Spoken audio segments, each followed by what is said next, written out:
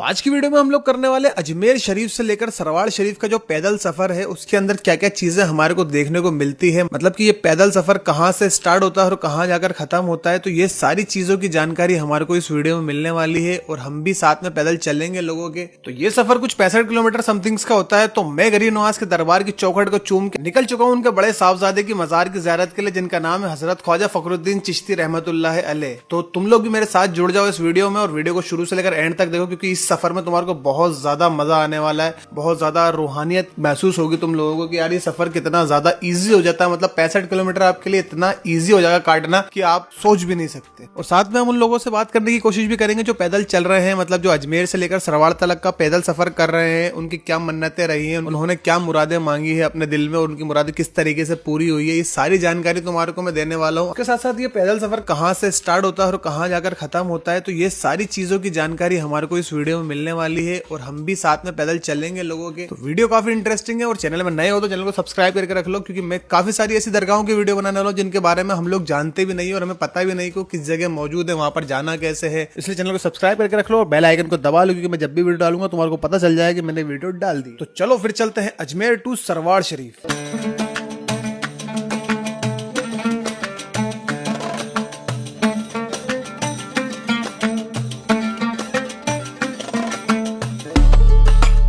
तो मैं यहाँ पर गरीब नवाज की चौखट को चूम के निकल चुका हूँ सरवाड़ शरीफ के लिए, जहाँ पर उनके बेटे की मजार है, मतलब मजार मुबारक है। और हजरत ख्वाजा मोइनुद्दीन चिश्ती रज़ी अल्लाह ताला अन्हु के सबसे बड़े साहबजादे हैं जिनकी मजार मुबारक सरवाड़ शरीफ के अंदर है। वहां पर ही उन्होंने कयाम किया था, जिनका नाम हजरत ख्वाजा फखरुद्दीन चिश्ती रहमतुल्लाह अलैह है और हम लोग इनको गरीब नवाज के साहबजादे के नाम से जानते हैं। तो मैं और मेरा कैमरा दोनों ही निकल चुके हैं इस सफर के अंदर और पैदल जाने वाले काफी सारे लोग हैं। यहाँ पर सुबह सुबह लोग निकलना स्टार्ट कर देते हैं, लेकिन जो यहाँ पर छड़ी होती है जो मलंग लोग लेके जाते हैं उसको निकलने में काफी टाइम लगता है। मतलब वो 3 बजे निकलते हैं, लेकिन वो बहुत ज्यादा तेज चलते हैं भाई और इतनी फास्टली सरवाड़ शरीफ पहुंच जाते हैं कि अपन अंदाजा भी नहीं लगा सकते कि वो किस तरीके से चल रहे हैं और इतनी फास्टली वहां पर इतने कम टाइम में कैसे पहुंच गए हैं। पर उससे पहले ये जान लेते कि यार ख्वाजा फखर का उर्स कब आता है, मतलब किस महीने में ये उर्स आते हैं और कब यहाँ पर हमारे को पैदल चल के जाना होता है। तो सबसे पहले इस चीज की जानकारी मैं तुम लोगों को दे देता हूँ कि इस्लामी कैलेंडर के हिसाब से रजब की 1 तारीख से लेकर 10 तारीख तक हमारे ख्वाजा गरीब नवाज के उर्स होते हैं, यानी कि हजरत ख्वाजा मोइनुद्दीन चिश्ती रहमतुल्लाह अलैह के उर्स होते हैं। उसी के जस्ट बाद वाले महीने में यानी कि शबान के महीने के अंदर हमारे ख्वाजा गरीब नवाज रहमतुल्लाह अलैह के बड़े साहबजादे के उर्स आते हैं, यानी कि ख्वाजा फखरुद्दीन चिश्ती रहमतुल्लाह अलैह के, जिनका मजार मुबारक सरवाड़ शरीफ में है। और इसी वजह से अजमेर शरीफ से लेकर सरवाड़ शरीफ का सफर लोग पैदल करते हैं और अपनी मन्नतें मुरादें उनकी दुआओं से पूरी करवाते हैं। तो ख्वाजा फखर के जो उर्स होते हैं वो 1 तारीख से लेकर 10 तारीख तक होते हैं, मतलब कि इनके उर्स भी गरीब नवाज के उर्स की तरह 10 दिन मनाए जाते हैं पूरी धूमधाम से और सारे रस्म रिवाज भी उसी तरीके से मनाए जाते हैं। लेकिन हम बात कर रहे हैं अजमेर से सरवाड़ के पैदल सफर की, जो कि रजब की 3 तारीख को स्टार्ट होता है। अजमेर से 3 तारीख को लोग पैदल चलना स्टार्ट करते हैं। लोग सुबह फजर की नमाज पढ़ने के बाद से ही चलना स्टार्ट हो जाते हैं, अपने अपने घरों से निकलते हैं और पैदल सफर के लिए तैयार हो जाते हैं। गरीब नवाज की चौखट को चूम के जब वो सफर पे चलना स्टार्ट करते हैं तो उन्हें पता ही नहीं चलता कि उन्होंने कितने किलोमीटर पार कर दिए हैं, कितने किलोमीटर बचे हैं। वो सिर्फ उनकी आशिकी के अंदर चलते रहते हैं। और मुझे इस रास्ते पे काफी सारे ऐसे लोग देखने को मिले जिनको एहसास तक नहीं है कि वो कितना चल के आ चुके हैं और कितना चल के आगे जाने वाले हैं। वो बस गरीब नवाज की आशिकी में और ख्वाजा फखर की आशिकी में बस चले जा रहे हैं और उनकी मंजिल सिर्फ एक ही है, दरबार ख्वाजा फखर, यानी कि सरवाड़ शरीफ के अंदर जो ख्वाजा फखर की मजार है बस वहां पर पहुंचना है और उनकी चौखट को चूमना है। वैसे तो मुझे सुबह निकलना था फजर की नमाज के बाद, लेकिन मैं ये चाहता था कि यार मैं छड़ियों में जो मलंग जाते हैं उनके साथ ही उनको कवर करते हुए चलूं कि वो कहाँ कहाँ रुकते हैं और वो इतनी स्पीड में कैसे चल लेते हैं। भाई इस चीज का राज पता करने के लिए मैं उनके साथ चलने का मैंने पूरा ट्राई करा और आगे चल के मैं उनके साथ सरवाड़ शरीफ पहुंचा या नहीं पहुंचा ये भी तुम्हारे को आगे वीडियो में पता चलने वाला है। तो इसलिए वीडियो को बिना स्किप करे देखना, क्योंकि यार मैं भी इस रास्ते में भटक गया था। मैं भी मतलब अपने जो मेन रास्ता था उसको छोड़ के किसी और ही रास्ते पर निकल गया। वहां पर मैं 10 किलोमीटर आगे चला गया और मुझे इतनी परेशानी हुई वहां से वापस बैक आने में। मुझे रास्ता ढूंढना पड़ा और वहां पर नेटवर्क अलग नहीं आते हैं, तो गूगल मैप ने भी काम करना बिल्कुल ही बंद कर दिया था। वो तो एक अल्लाह का नेक बंदा मुझे रास्ते पे मिल गया, उसने मुझे रास्ता बताया कि भाई यहाँ से नहीं, यहाँ से चले जाओ, इस जगह से जाओगे तो शॉर्ट पड़ेगा तुम्हारे को, तुम मेन रास्ते पे आ जाओगे, उसके बाद तुम सीधे स्ट्रेट चलते जाना, उस रास्ते से तुम सीधे सरवाड़ शरीफ पहुंच जाओगे। तो दिल से शुक्रिया यार उस बंदे का जिसने मेरी इतनी सुनसान जगह पे आके मदद करी। तो अब मैं जोहर की नमाज पढ़ के गरीब नवाज की ज़ियारत करके यहाँ से सीधा निकलने वाला हूँ सरवाड़ शरीफ के लिए। तो सरवाड़ के रास्ते पे जाने के लिए मुझे सबसे पहले पहुंचना पड़ेगा 9 नंबर पेट्रोल पंप। तो 9 नंबर पेट्रोल पंप मैंने लगभग 1 घंटे में कवर कर लिया और वहीं पर मुझे छड़ी वाले मलंग मिल गए और मतलब वो आते हुए मुझे दिखाई दे रहे थे। उनसे आगे मैं था, लेकिन उनकी चलने की स्पीड मुझसे ज्यादा तेज थी। तो मैंने कोशिश करी कि मैं उनकी स्पीड में चलूं, लेकिन वो लोग मुझे छोड़ के मुझसे आगे निकल गए। पर मैंने हार नहीं मानी, मैं उनकी स्पीड स्पीड में चलने का ट्राई करता रहा और उनके पीछे पीछे पीछे पीछे चलता रहा, और जितनी मेरे से वीडियो बन सकी मैंने उतनी वीडियो बनाने की कोशिश करी, और इसी वजह से मैं वीडियो बनाने में रह गया और वो मुझसे बहुत ज्यादा आगे निकल गए। अब मुझे अकेले चलना था और मुझे रास्ता भी नहीं पता था कि मुझे सरवार शरीफ कैसे जाना है, तो मैं चलता रहा धीरे धीरे। तो इसी बीच मुझे दो रास्ते कटे हुए देखे, जहाँ से एक रास्ता सरवार शरीफ को जाता था और एक रास्ता पता नहीं कौन से गाँव को जाता था। तो मैंने गलती से गाँव वाले रास्ते को सिलेक्ट कर लिया, मतलब वहां पर कोई बोर्ड वगैरह लगा हुआ नहीं था और मेरा नेट भी नहीं चल रहा था,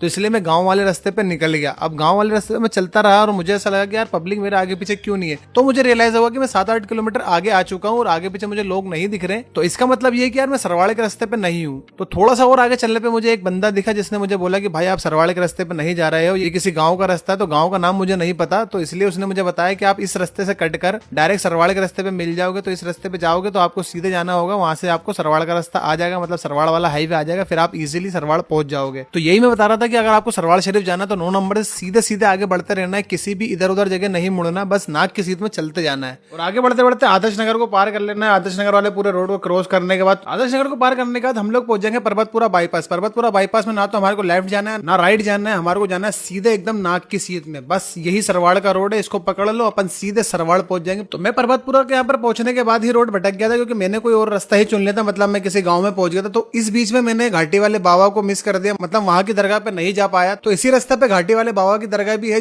जिसपे हम एक अलग वीडियो बनाएंगे पूरी की पूरी, मतलब वहां पर कैसे जाना है, वहां के उर्स कब होते हैं, किस तारीख को स्टार्ट होते हैं, किस तारीख को खत्म होते हैं, घाटी वाले बाबा कौन है, उनकी पूरी हम हिस्ट्री जानेंगे। लेकिन वो बात करेंगे हम हमारी अलग वीडियो के अंदर। फिलहाल के लिए चलते हैं हम सरवाड़ शरीफ के रास्ते पर, और घाटी वाले बाबा को पार करने के बाद मैं पहुंच गया सीधे नसीराबाद। लेकिन यहाँ पहुंचने में मुझे कम से कम 5 से 6 घंटे लगे, और नसीराबाद में पहुंचने के बाद मैंने एक गार्डन में रेस्ट वगैरह करा, मतलब यहाँ पर जो बीच में एक गार्डन पड़ता है, मतलब काफी बड़ा गार्डन है, वहां पर लोग बैठते हैं, तो वहीं पर मैंने रेस्ट करा। लेकिन उस टाइम मेरे कैमरे की बैटरी डाउन हो गई थी, इसलिए बैटरी को मैंने चार्ज पे लगा रखा था, तो यहाँ की मैं कोई वीडियो बना नहीं पाया।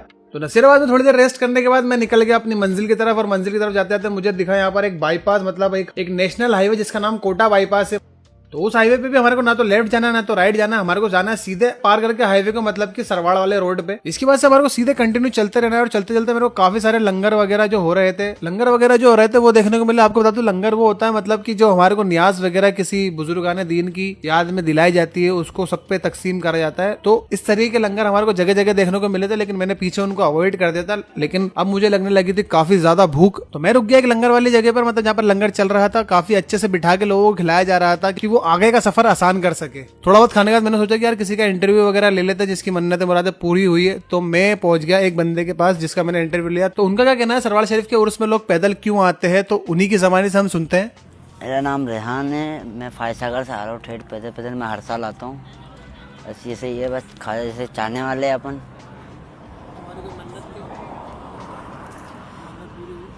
बस इसलिए तो हर साल अब अपना आते हैं हम, खुशी रहती है एक तरह से।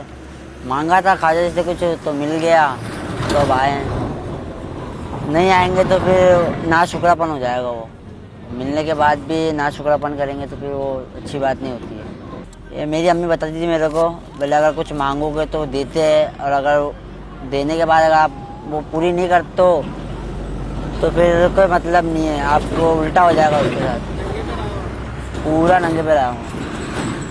तो भाई जो हमारे वो पूरे अजमेर से लेकर सरवाड़ तक लंगे पैर चले हैं, तो इसी बात को जान के मैं भी बहुत ज्यादा मोटिवेट हो गया था और मेरे अंदर आ गई थी फुल एनर्जी। तो अब मैंने सोचा कि यार अब मैं जब भी रुकूंगा जब तक मैं 10-15 किलोमीटर पार नहीं कर लेता। तो यही सोचते हुए मैंने 5 से 10 किलोमीटर पार कर लिए थे, और आगे जाके मेरे को दिखा एक और जगह लंगर, और वहां पर मैं रुक गया और मैंने सोचा कि यार थोड़ा बहुत यहाँ पर रेस्ट कर लेते, उसके बाद फिर आगे बढ़ेंगे। और वहां मुझे एक बहन मिली जिन्होंने 1 साल पहले मन्नत मांगी थी, और उनकी मन्नत पूरी हो चुकी थी। और मन्नत को पूरी करने के लिए वो अजमेर शरीफ से सुबह चली थी, और रात को तकरीबन 10 बजे करीब वो सरवाड़ के रास्ते में 10 मील तक पहुंच चुकी थी। मतलब अब यहाँ से सिर्फ और सिर्फ इनको 20 किलोमीटर चलना था, इसके बाद ये सरवाड़ पहुंच जाएंगी। तो उनका क्या कहना है सरवाड़ शरीफ के पैदल सफर को लेके, तो वो आप सुनो उनकी ज़बानी। मेरा नाम शबनम खान है और मैं फर्स्ट टाइम आ रही हूँ। जैसा मुझे बाबा फकर में पता चला था, जैसे मेरी औलाद की मन्नत है, तो कहना मैंने मन्नत मांगी थी मेरी औलाद हो जाएगी तो मैं पैदल आऊँगी।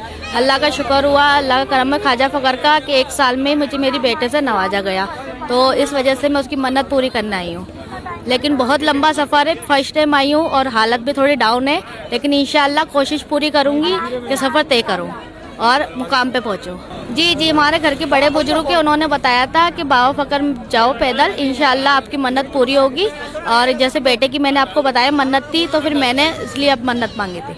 इंशाअल्लाह मेरी मन्नत पूरी हुई है और दुआ करूँगी अल्लाह जायज़ मन्नत को पूरा करे। जैसा कि बहन ने बताया कि उनकी एक औलाद की मन्नत थी और उनको औलाद मिल चुकी है, मतलब ख्वाजा फकर और गरीब नवाज की दुआओं से उनको औलाद अता हो चुकी है और उस मन्नत को पूरी करने के लिए वो पैदल अजमेर से सरवार शरीफ जा रहे हैं। तो उनकी खुशी बता रहे हैं कि उनको जरा सा भी एहसास नहीं है किसी भी तरीके के दर्द का कि इस सफर को पैदल पूरा करने के लिए उनको किसी भी तरीके की कोई परेशानी का सामना करना पड़ा है। तो जैसा कि मैंने बताया कि 10 मील से सरवार शरीफ सिर्फ और सिर्फ 20 किलोमीटर दूर है, तो अब हमारी अगली मंजिल होगी 12 मील, मतलब हमारे को पहुंचना है 12 मील और उसके बाद हम पहुंचेंगे डायरेक्ट सरवाड़। पर इसके बीच में यार देखो, किसी भी आशिक के हौसले टूटे ना टूटे पर हाथ पैर में थोड़ी बहुत खरोच वगैरह तो आई जाती है। इतना लंबा सफर है तो थोड़ी बहुत तो चोट वगैरह आई जाती है। तो मेरे को बीच में काफी सारे ऐसी जगह दिखी जहां पर पैदल चलने वालों के लिए ऐसे कैंप लगाए गए थे, जहां पर उनको मेडिसिन वगैरह दी जा रही थी, बाम वगैरह लगाया जा रहा था उनके पैरों में, मतलब खुद के हाथों से लोग खिदमत कर रहे थे कि यार जाने वाले लोग हैं, हमारे लिए दुआ करना। और सभी भाई आपस में एक दूसरे की मदद कर रहे थे। और ऐसी चीज देख के यार मुझे वास्तव में दिल से खुशी मिल रही थी कि यार लोगों को किसी भी तरह का कोई लालच नहीं है, बस वो अपनी खिदमत को अंजाम दे रहे हैं, लोगों की मदद कर रहे हैं कि वो अपने सफर को पूरा कर सके, उनके सफर को आसान बना रहे थे। ऐसे काफी सारे कैंप थे जो गैर मुस्लिम भाइयों ने भी लगा रखे थे और मदद कर रहे थे और जाने वाले लोगों की उनके पैरों पर मलहम लगा रहे थे, अपने हाथों से उनकी खिदमत कर रहे थे। तो उन सबका दिल से शुक्रिया यार, मतलब दिल से दुआएं निकलती है लोगों के कि यार कितने नेक काम कर रहे हैं और कितने नेक लोग हैं इस दुनिया में। तो यही सब चीजें देखते देखते मैं पहुंच गया 12 मील में। 12 मील पर रुककर मैंने थोड़ी चाय वगैरह पी, उसके बाद जस्ट निकल गया अपने सरवाड़ के सफर के लिए। और जल्दी से जल्दी मैंने सोचा कि यार अब मुझे सरवाड़ पहुंच के ही रुकना चाहिए, लेकिन उससे पहले मेरे को यहाँ पर टोल टैक्स दिखा और टोल टैक्स पर रुक के मैंने थोड़ी देर रेस्ट करा। उसके बाद मैं पहुंच गया सरवाड़ शरीफ और सरवाड़ शरीफ पे पहुंचने से पहले मुझे बुलंद दरवाजा दिखने लग गया था और वहां से मैंने अपना सलाम पेश करा और जल्दी से बुलंद दरवाजे के पास पहुंचकर मैं पहुंच गया सरवाड़ शरीफ की दरगाह पे। और दरगाह पे जाने के बाद मैंने कदम पोशी करी, मतलब कि ख्वाजा फकर की चौखट को चूमा और चूमने के बाद मुझे एहसास हुआ कि यार 65 किलोमीटर का सफर मैंने कितनी आसानी से पार कर लिया। तो ये इनकी ही करामत थी जो सफर इतनी आसानी से कट गया। तो जैसा कि मैं रात को 3 बजे वहां पर पहुंचा था, तो इसलिए आस्ताना मामूल हो चुका था, मैं आस्ताने शरीफ में हाजिरी नहीं दे पाया। तो वो हाजिरी मैंने सुबह दी और सुबह वहां से मैं अजमेर के लिए रवाना हो गया। बीच में मुझे काफी सारे लोग मिले जो मदद कर रहे थे लोगों की, खाना खिला रहे थे लोगों को। तो वो देख के दिल को सुकून मिला कि यार दुनिया में लोग हैं जो अभी तक खिदमत कर रहे हैं। तो मैं चाहता हूँ कि यार आने वाले टाइम पे ऐसे लोग खिदमत करते रहे, लोगों की मदद करते रहे, भाईचारा बना रहे हमारे इस मुल्क के अंदर। तो इसी के साथ मेरा व्लॉग खत्म होता है। अगर आपको व्लॉग अच्छा लगा तो लाइक करें, शेयर करें, कमेंट करें हमारे चैनल पे। चैनल नया है इसलिए चैनल को सपोर्ट करें, ज्यादा से ज्यादा शेयर करें। वीडियो काफी बड़ी हो चुकी है तो इसलिए उसके लिए सॉरी, बट आगे मैं व्लॉग डालता रहूंगा, इसलिए चैनल को सब्सक्राइब करके रख लें। मिलता है आपसे अगली वीडियो में, तब तक के लिए बाय बाय। दुआ सलाम, दुआ में याद रखें।